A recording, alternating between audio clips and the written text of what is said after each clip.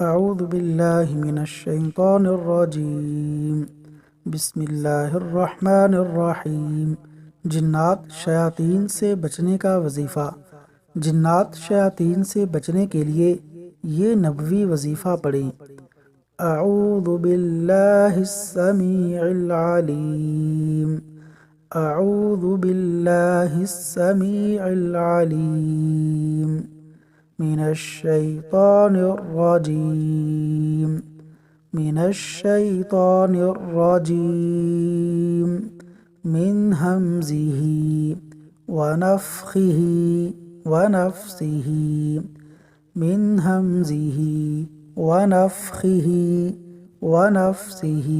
ترجمہ: میں سننے والے اور جاننے والے اللہ کی پناہ مانگتا ہوں شیطان مردود سے، اس کے تکبر، تغزل اور جنون سے۔ سنن ابو داود، حدیث نمبر 774۔